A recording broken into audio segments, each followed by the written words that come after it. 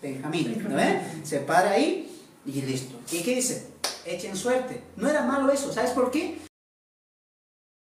Porque eso que ellos iban a hacer, eso era dirigido por Dios. Entonces, ¿qué pasa? El arquero lanza la flecha arriba y dice, donde caiga la flecha, esa tribu, de ahí va a salir el rey. El arquero lanza la flecha sube hacia arriba y cae en el círculo de la tribu de Benjamín. ¿Quién dirigió la flecha? Dios. Eso es suerte para los judíos. No es suerte como nosotros, como los dados, ¿no? A ver si sale 6 voces. No. Por eso, amados hermanos, hay que entender la cultura de los judíos también. Lo malo también es, lo aplico a mí. Lo mismo pasa con la palabra apostasía. Habrá apostasía. Apostasía para mí, ¿qué es? Baile en la iglesia, soplido en la iglesia, van a salir de la iglesia. No. Tenemos que entender la palabra en el contexto bíblico, no en nuestro contexto. Apostasía no es lo que nosotros pensamos en el contexto bíblico. ¿Me dejo entender? Por eso, amados hermanos, ustedes van a llevar también.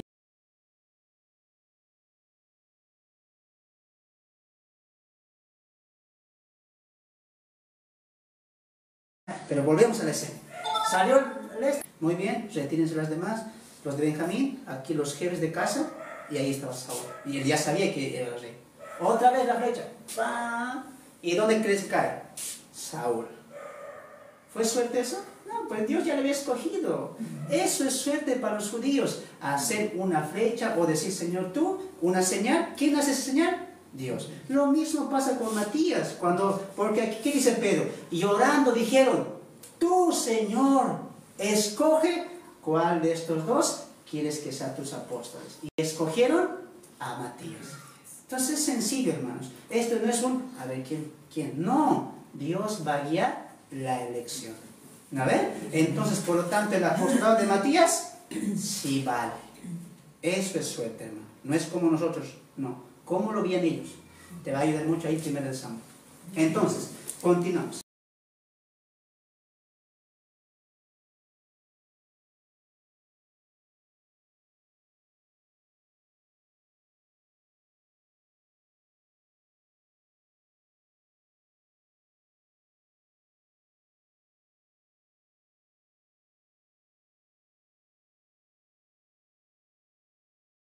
De Matías.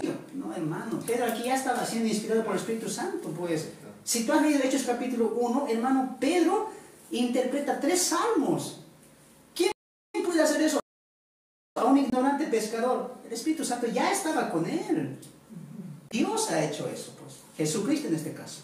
Entonces, no se trata de que, es que ya no se lo menciona, pero ¿acaso también se menciona a Bartolomeo? No se menciona. Tampoco se menciona a Tomás. Entonces, ¿por qué no se menciona no vale? No, eso está un mal argumento, pues. Nada que ver. Matías sí fue elegido y te lo voy a demostrar, le vas a decir. Y te voy a demostrar que Pablo es otro apóstol, le vas a decir. Muy bien. Pablo, ¿en qué capítulo de Hechos se convierte? En el capítulo 9. Vamos un momento a la lógica de ellos. ¿Qué dicen ellos? No. Matías no vale, a mí no me agrada. Por suerte es ese. Por Pablo es el apóstol 12. Y tú le vas a decir, muy bien. Entonces, Pablo se convierte en Hechos 12, en Hechos 9. Desde Hechos 1 hasta Hechos 9, si Pablo fuera el apóstol número 12, ¿cuántos apóstoles no más tuvo que haber habido? Pablo no se ha convertido. 11. Pablo se convierte 12. Supongamos, siguiendo su idea, ¿no ven? Y ahí fácil le vas a rematar. Te demuestro que antes de que se convierta Pablo, ya la Biblia dice que había 12 apóstoles. A ver, ¿dónde? Hechos capítulo 6. Hechos capítulo 6. Hechos capítulo 6. ¿Alguien quiere leer, por favor? Hermanos Rodolfo, 6, 1 al 2. Amén. Hechos 6, 1 al 2. Hechos 6, 1 al 2. Amén. Hechos 6, 1 al 2. Amén, la palabra de Dios.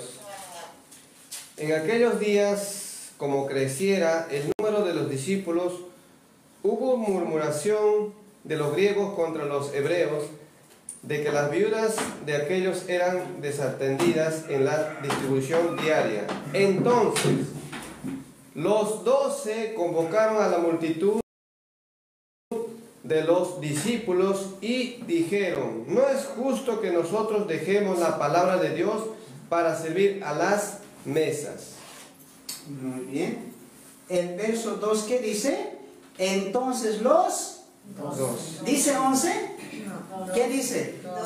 ¿Y para ese rato se ha convertido Pablo? No, pues hermanos. Por lo tanto, el apóstol de Matías sí vale. Otro texto vamos a demostrar. 1 Corintios capítulo 15. El mismo Pablo va a decir que no es uno de los 12. 1 Corintios capítulo 15. 1 Corintios capítulo 15. El otro tipo de hermano, colócalo ahí, no se puede. ¿Se escucha? Sí. 1 Corintios capítulo, ¿cuánto les he dicho? 15. Se estarán anotando, ¿no? Estarán anotando. 1 Corintios capítulo 15, hermano. Van a defender. 1 Corintios capítulo 15. Voy a pedir a mi hermano Abraham que lo lea. 1 Corintios capítulo 15, verso 3. No, verso 3, 4 y 5. 1 Corintios capítulo 15, versos 6 y 7, hermano. Versos 6 y 7. Ya no 3. Ya no, 15, 6, 7.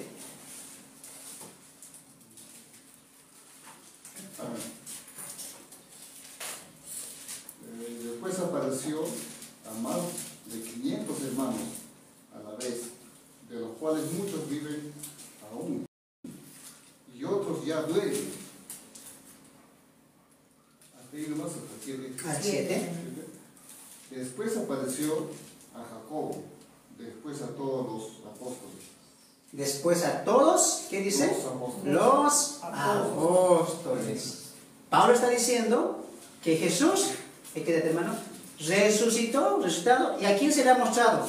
A todos los apóstoles. Continúa el verso 8.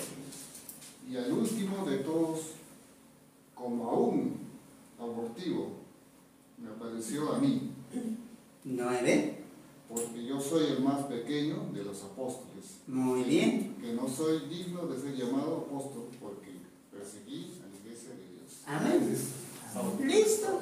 Pablo, ¿qué está diciendo? Cuando Jesús aparece, le aparece a todos los apóstoles y después a mí. ¿Ve? Pablo se excluye. Se excluye, es sencillo. Entonces, Israel, ¿cuántos apóstoles tiene? 12 apóstoles. Muy bien. Aquí no está Pablo. No está Pablo. Pablo viene a ser el apóstol de la iglesia. ¿Cuántos tenemos? Unito nada más. Un apóstol. ¿Ve? Pablo es un apostolado distinto. Israel tiene 12 apóstoles y la iglesia tiene un solo apóstol. En Apocalipsis dice, ¿no ve? En la Nueva Jerusalén y en las 12 puertas, los 12 nombres de los 12. ¿Y ahí está escrito el nombre de Pablo? No. ¿Por qué? Porque Pablo es el que encabeza el grupo de la iglesia. En el tribunal de Cristo, cuando la iglesia pase por el tribunal de Cristo, ¿quién va a ser el primero que va a pasar como cabeza de la iglesia? Pablo. Porque Pablo es nuestro apóstol. Entonces, ellos escriben con una mentalidad judía. Y Pablo escribe con una mentalidad gentil. ¿Ve? Después llamado iglesia. Entonces, mire aquí adelante. Bonito. Solamente antes Dios trabajaba con los judíos. Ahora Dios está trabajando con la iglesia. Este grupo, amados hermanos, era un misterio. Nadie sabía que iba a haber iglesia. Nadie. Lo dice Pedro, lo dice Pablo. Y Pablo en Efesios 3 que dice, a mí se me ha sido revelado este misterio, que los gentiles serían coherederos de las promesas. Entonces, mientras los apóstoles están predicando para aquí, a los judíos de Samaria, de Judea, a los expatriados, a los que han venido de Roma, de Ponto, Galacia, les predica a ellos. Pablo se mete en la iglesia. Te voy a demostrar eso. Abre tu Biblia en 1 Pedro, capítulo 1. 1 Pedro, capítulo 1, y alguien me busca Judas 1. O Santiago 1, perdón. Amén, pastor. Hermanos Rodolfo, Santiago 1. Y ahí mi hermano joven, 1 Pedro 1. 1 Pedro 1. ¿A quiénes escribían ellos? Adelante, lean nomás. ¿Quién encuentra? Lea. Hay que, pues, 1 Pedro 1. Adelante. Amén. 1 Pedro 1:1. En el nombre del Padre, del Hijo y del Espíritu Santo. La palabra dice: Pedro, apóstol de Jesucristo, a los expatriados de la dispersión en el Ponto, Galacia, Capadocia, Asia y Bitinia. Amén. ¿Alguien Santiago 1:1? Amén. Dale. Santiago, siervo de Dios y del Señor Jesucristo, a las 12 tribus que están en la dispersión. Salud. Vamos ya, está bien. Otra vez. Santiago, siervo de Dios y del Señor Jesucristo, a las 12 tribus que están en la dispersión. Salud. Miren aquí adelante. Ayer el pastor les dijo, ¿no ve? En el Nuevo Testamento tenemos epístolas. ¿Qué dijo? Generales paulinos. Entonces, las generales, ¿quién escribió? Pedro, Santiago, Judas y la epístola a los hebreos. Entonces, Pedro, Judas, Santiago y hebreo, ¿a quién está escribiendo? Hebreos, judíos, expatriados. ¿No ven? Todo su pensamiento de ellos es a ellos, a ellos, a ellos. ¿Por qué? Porque son pues apóstoles a los judíos. Por eso, ¿qué dice Santiago? A los 12 tribus que están expatriados fuera de Israel. Y Pedro, ¿qué dice? A los hermanos que están en Galacia, Ponto, Capadocia, judíos, que han sido llevados por la dispersión que pasó en el Antiguo Testamento. Los mismos que vienen a Jerusalén el día que Jesús es crucificado y se quedan mirando cuando desciende el Espíritu Santo y hablan en lenguas. ¿Y qué dicen ellos? Están hablando en nuestros idiomas. ¿Cómo es posible? ¿Quiénes eran ellos? Judíos, pues, que han venido de las partes del mundo. Esos son los expatriados. Y a esos Pedro les escribe. Muy bien. Entonces, pero Pablo, no. Pablo siempre dice, ¿no ve? A la iglesia del Señor, a los santos de Cristo, a los santificados por el Señor. ¿Ve? Pablo tiene una mentalidad en sus cartas, gentil, iglesia. Mentalidad judía, y Pablo con una mentalidad gentil, y él ejerce el ministerio de la iglesia. Eso le dijo el pastor. Entonces el pastor preguntó, ¿nosotros somos judíos o iglesia? Iglesia. Por lo tanto, ¿cuáles son las cartas directas a nosotros? Las cartas del apóstol Pablo. ¿Cuántas son? 3. ¿Hasta ahí entendieron? Amén. Muy bien. Entonces tenemos que estudiar directamente las cartas del apóstol Pablo y decir,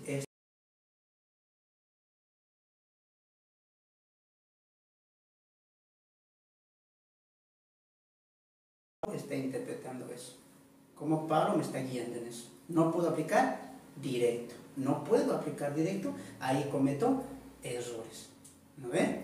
Ahí cometo errores. Por ejemplo, de la vestimenta. En el Antiguo Testamento, ¿qué dice Deuteronomio? Es abominación mujer que se viste como el varón o varón que se viste como la mujer. Abominaciones ante mis ojos. Y hoy en día, ¿cómo han entendido eso? El pantalón es del varón, la mujer usa pantalón. Abominación para Jehová. Pero Pablo, ¿qué dice? Como principios bíblicos: pudor, decencia, decoro, modestia. Nada más. ¿Ve? ¿Por qué? Porque Pablo no está yendo al exterior. Pablo está queriendo cambiar el interior. ¿Ve? ¿Qué se llama eso? Esto se llama verdades y principios espirituales. Nosotros, la iglesia, ¿por qué ya no tenemos ídolos? ¿Qué dice la ley? No tendrás ídolos, no entrarás el nombre de Dios en vano, no hurtarás, no matarás, no codiciarás, no levantarás falso testimonio. ¿Por qué yo no hago eso? ¿Porque estoy en la ley? No, porque yo tengo el principio del amor de Dios. Y yo no hurto, no porque la ley lo dice, sino porque el amor de Dios y el Espíritu Santo me llevan a obedecer ese principio bíblico. ¿Ve? Entonces, en el Nuevo Testamento, ¿por qué vivimos? Por la ley del amor. Yo no hurto, yo no adultero, yo me alejo de ciertas cosas, no porque la ley me está condenando, ahí no, porque yo amo al Señor y quiero vivir en santidad. ¿Ven? Esos son principios que Pablo enseña. Ahora, sigamos avanzando. Para que empieza hablando a los judíos y empieza persiguiendo a los judíos. Pablo era judío, ¿no ven? O sea, cuando Dios le escoge a Pablo en Hechos capítulo 9, no le dice, pues ya, tú vas a la iglesia, tú vas a ser el apóstol a los gentiles y tú vas a escribir 13 cartas. No le dice. Pablo igual va a ir aprendiendo poco a poco. ¿Eso cómo se llama en la teología? La teología progresiva. Está avanzando poco a poco la teología. Poco a poco. Dios empieza a revelar poco a poco. Poco a poco. Poco a poco. Hasta que llega a la perfección. ¿Cuál sería la perfección? El canon que tenemos ahorita. Ahí ya Dios dejó de revelar. Dios empezó poco a poco. Génesis, Jueces, vendrá un futuro Mesías, Isaías. Un niño nacerá, Jesús. Jesús nace, allá mi iglesia. Escoge apóstoles, discípulos. Avanza y con Pablo y los 12 se cierra la revelación de Dios. Esa es la perfección de la revelación de Dios. Hoy le llamamos canon. Biblia. Entonces, si Dios ya nos ha dejado la revelación completa con Apocalipsis, finalizando toda la historia bíblica, Dios ya no puede estar revelando. Porque Dios ya ha revelado su voluntad. ¿Cómo se llama esto en nosotros? La iglesia bíblica, lo que creemos nosotros. Sola escritura es, anote ahí, la Biblia es inerrante, infalible, eterna. La Biblia es inerrante, infalible, eterna. La Biblia es inerrante, infalible y eterna. Ahora, al ladito de inerrante, anota, no se equivoca. No se equivoca. Al ladito de infalible, tiene conexión, se conectan, toditos, ¿ya? Se conectan.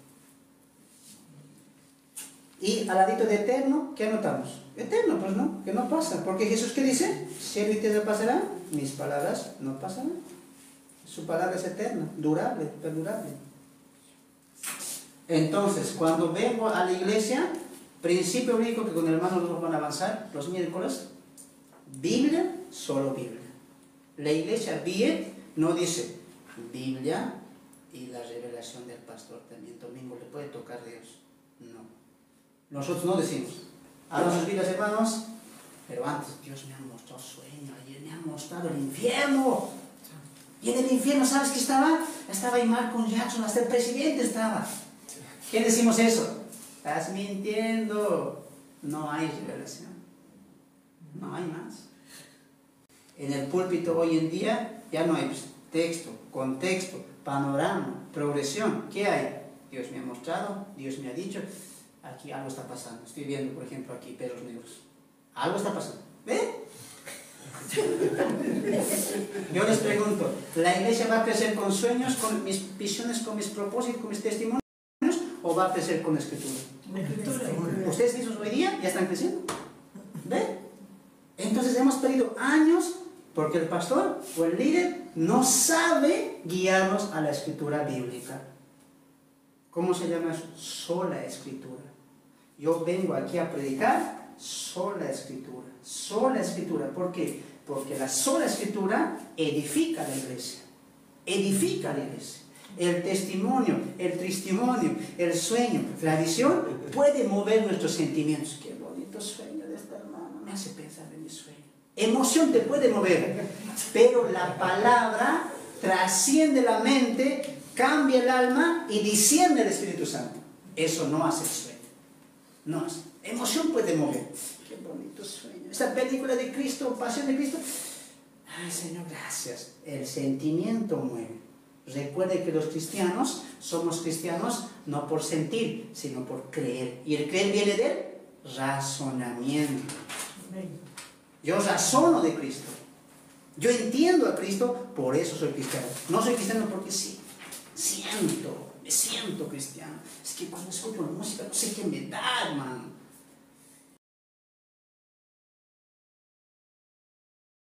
Que pueden preguntar, ¿ya?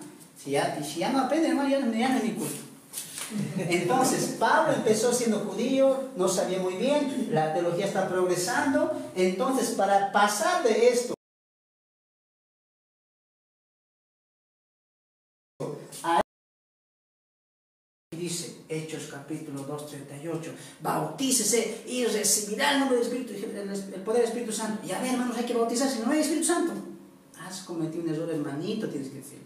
Hechos es un pasaje histórico, narrativo. Hechos no te está diciendo así haz. Hechos te está diciendo así pasaron las cosas.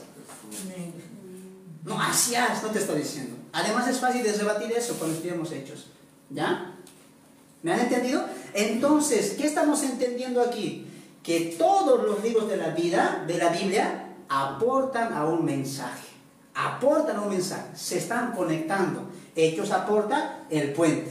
Apocalipsis nos dice el final. Génesis nos dice el principio.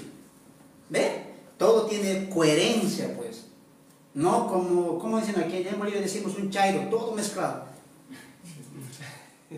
Todo mezclado. Acá está taco. A ver, aquí hay esto, aquí, luego ley, luego iglesia, luego bautismo, luego diezmo, todo hacen.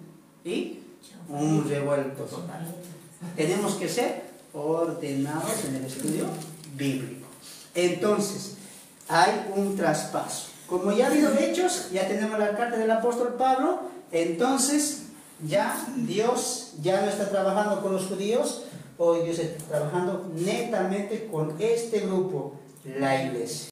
Y hoy en día podemos ver eso, porque iglesias hay en todos lados. Y los judíos hoy en día se han relegado a su lugar. Hay iglesias en Perú, Chile, Argentina, Colombia. ¿Ve? El plan de Dios se ha cumplido. Tener iglesias gentiles en todo el mundo. ¿Preguntas hasta ahí?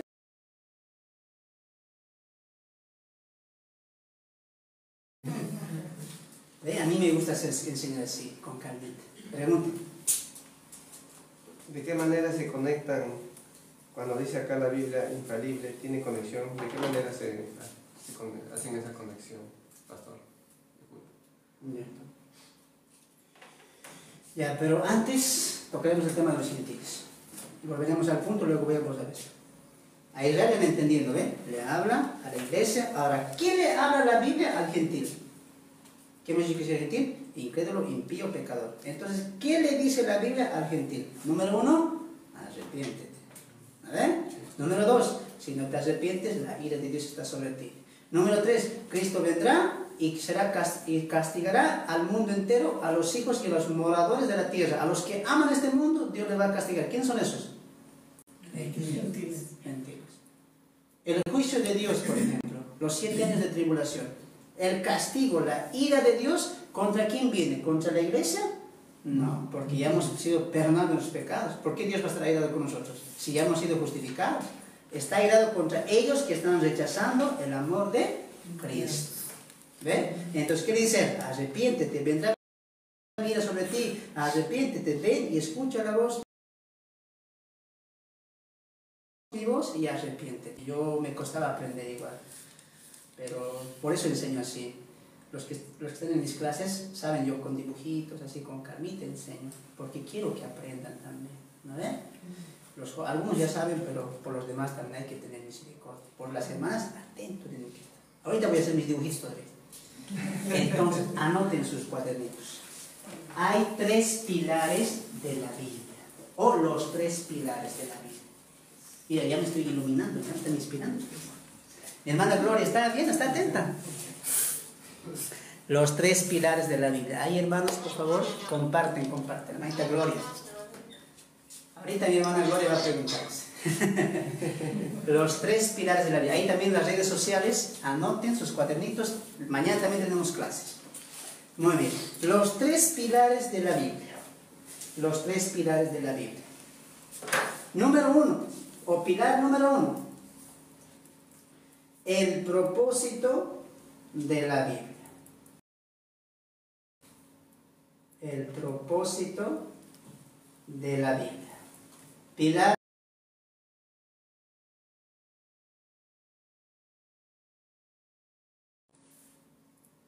principal de la Biblia. Y número 3, el tema central de la Biblia. Muy bien. ¿Ven? Ahí está. Entonces respondemos. Hermanos, ¿cuál creen que es el propósito de la Biblia? Ahí también los de ustedes escriben. ¿Cuál creen que es? No importa, no, aunque se equivoquen. Para eso estamos aquí, para aprender. ¿Cuál creen que es? La central, hermano. ¿La central? ¿Cuál central? La central. ¿Ya? ¿Qué dicen ustedes? ¿Cuál es el propósito de la Biblia? A lo mejor les voy a preguntar, ¿por qué Dios nos dejó esta Biblia? ¿Por qué creen?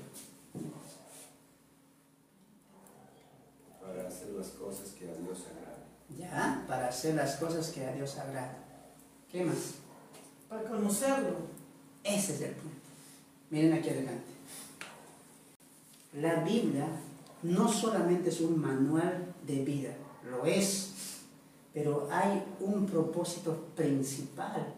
Lo demás es secundario.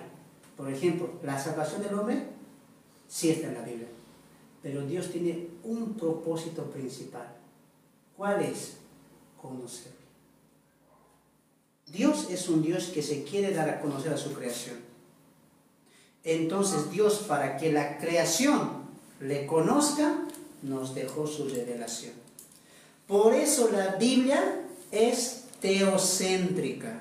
Teocéntrica. Es decir, cuando yo abro mi Biblia, mi primer propósito no es, a ver, ¿qué me dice sobre el odio? ¿Qué me dice sobre la envidia? A ver, ¿cómo me voy a portar con mi suegra? Ah, Ruth voy a leer. ¡Mal! Tú no vas a sacar tips. A ver, ¿qué dice? Trabajo encontraré. Señor, muéstrame. Trabajo, ¿qué trabajo voy a buscar? Ahí no se hace eso. Cuidado las hermanas. ¿Qué voy a cocinar hoy día? No. ¿Qué hemos entendido nosotros? Que Dios nos dejó esto primariamente para que sepas vivir. Sí, pero no ese es el fundamento, pues hermanos. El fundamento es que Dios nos dejó esto para que le conozcamos cómo es nuestro Dios. ¿Cuál es su carácter? ¿Cuáles son sus atributos? ¿Cómo es un Dios de amor? ¿Cómo es un Dios de ira? ¿Cómo es un Dios de misericordia? Para eso nos dejó. Entonces, cuando yo hago la Biblia, digo, quiero conocerte, mi Señor. Propósitos distintos. Quiero conocerte.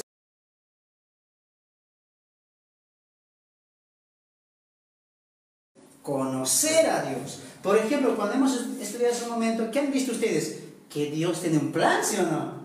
Dios es inteligente, ya le están conociendo. Pero si yo solamente te enseño, hermanas, cómo vencer el enojo. 5 tips para buscar a tu idónea.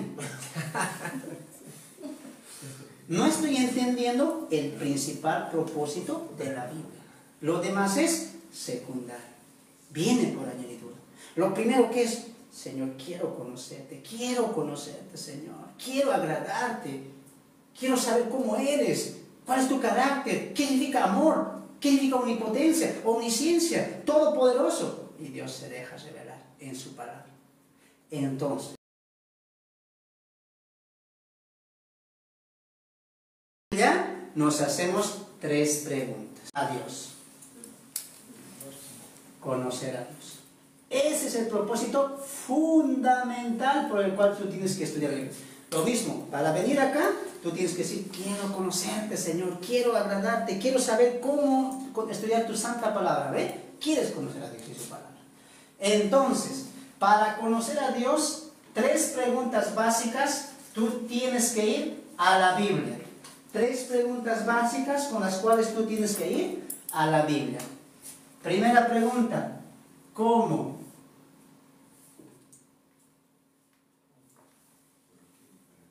¿Quién? ¿Y qué? Mire aquí adelante.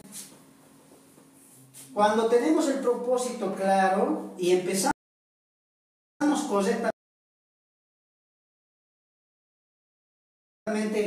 con el propósito de la Biblia, yo voy así. Hoy día quiero estudiar Jueces, Salmos, digamos, pero no principalmente para mí,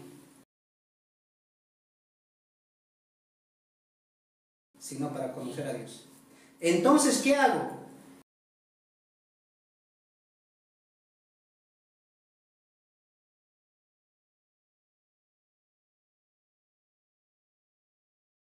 Y al último, ¿qué quiere Dios para mi vida entonces? ¿Ve? Ese es el orden de estudiar la Biblia. ¿Cómo es Dios? ¿Cómo estás tú en el Salmo 23? Jehová es mi pastor, nada me faltará. ¿Cómo es Dios? Pastor es. Guarda las ovejas, protege a las ovejas, ¿ve? Le estás conociendo. Segunda pregunta, ¿y qué hace Dios? Tu vara y tu callado me sostienen. Dios provee, ¿ve? Y por último, ¿qué quiere Dios? Dice el texto ahí, unges mi cabeza y guardas. Dios quiere entonces que confíen. Y has estudiado la Biblia. ¿Ven? Pero cuando no sabes estas cositas, no sabes por dónde empezar, para ti más buscas. ¿Cómo es Dios? El buen pastor. ¿Qué hace Dios? Provee para sus ovejas. Número 3, ¿qué quiere Dios de mi vida? Que confíe en mi buen pastor. ¿Ven? Sencillo. ¿Han entendido? Pilar número 2. ¿Cómo es Dios? ¿Qué hace Dios? ¿Qué quiere Dios? ¿Están aprendiendo, hermanitos? Amén. Yo ya los veo con cara de hambre.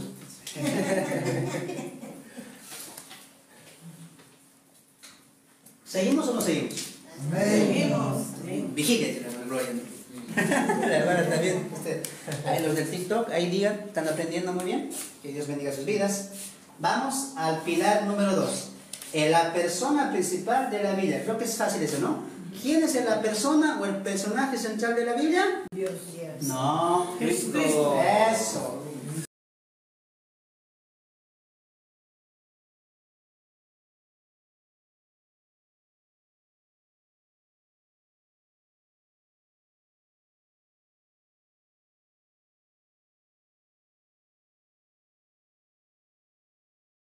Jesús dijo, escudriñad las escrituras, porque habla de mí, dice, ¿no ve?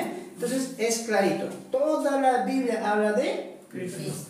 Por lo tanto, la Biblia, ¿a quién tiene por encima? A Cristo, no al hombre.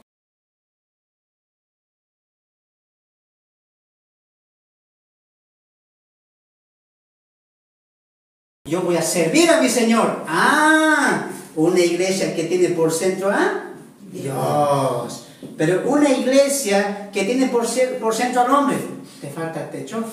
Pide al Señor.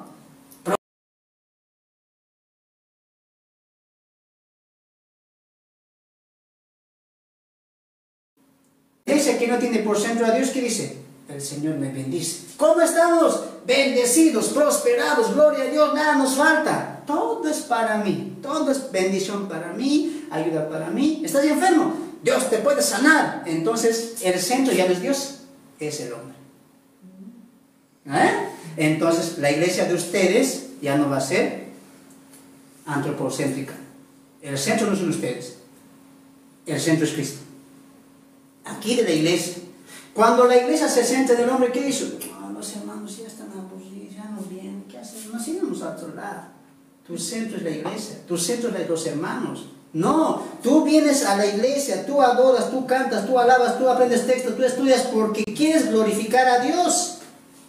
No porque el que está a tu lado. Ustedes vienen a glorificar a Él.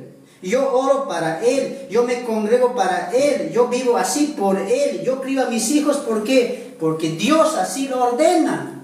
Amén. Yo soy un buen esposo, una buena esposa, porque quiero agradar a mi Señor. Gloria sea a Él. Pero en otros lugares, ¿qué dice? ¿Estás enfermo? El pastor desde el púlpito, ¿no ve? Hermanos, tenemos 5 días de campañas. Vengan. Tú que estás con problemas, tú que estás con deuda, tú que estás con cáncer, tú que estás con deuda, con banco, hasta vos que hasta el pelo se está cayendo, ven. ¿Por qué? Porque aquí va a haber milagro para el Señor. Ah, entonces, ahí, ¿quién es el centro? El hombre. ¿Han visto la equivocación? Porque no entienden estas cositas, pues. ¿Quién es el centro? Dios no dice, yo te voy a dejar esto para decirte cuánto te amo. No, yo te voy a dejar esto para decirte cuánto amo a Cristo, mi Hijo amado, en Él tengo complacencia, a Él obedecer. ¿Ven? Ya estoy predicando, hermanos. No me hagan predicar porque ya saben que les hago quedar aquí hasta medianoche. Ya estoy predicando, es que no puedo evitarlo, pues, hermanos. Es decir, los pastores, podemos evitar predicar. Gloria a Dios. Entonces, ya saben. Es Jesucristo. El tema central de la Biblia, ¿cuál es? Cristo. No, Dios. tema. Jesús no es tema, es un persona. Tema. Ayer dijo el pastor. Eso. El reino. El reino. Hoy día, ¿cómo lo conocemos a esto? Como el reino de 1000 años. Así lo conocemos nosotros, ¿no ven? Así, o milenio también. Amén, amada hermana. Entonces, miren aquí adelante. Las hermanas y los varones lo van a entender. Porque todos hemos visto novelas, así que varones no se hagan, ¿ya? Hemos visto, no se hagan.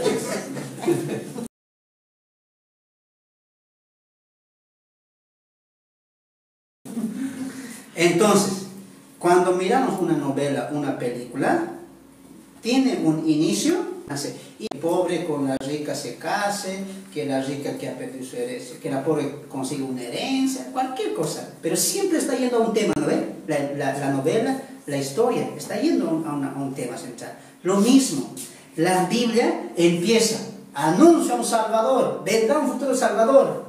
¿Ve? Está hablando de Cristo y dice, este Salvador, este postradán, va a gobernar la tierra 1000 años. Entonces toda la Biblia está apuntando a una realidad, a un tema. ¿Cuál? Cristo va a gobernar el mundo. ¿Por qué? Porque de Él, por Él y para Él son todas las cosas. ¿Ve? Todo se centra en Él. Todo se centra en Él. Entonces la Biblia está girando en un tema, el reino de 1000 años. ¿No ven? Ahora sí, quería explicar eso para pasar al tema o a la pregunta de nuestro hermano Rodolfo. Él me ha preguntado, ¿cómo es eso infalible que se conecta? Entonces todos se conectan a eso. Vamos a poner aquí, abreviado por favor, más Génesis, vamos a ver Jueces, ¿qué más? Samuel.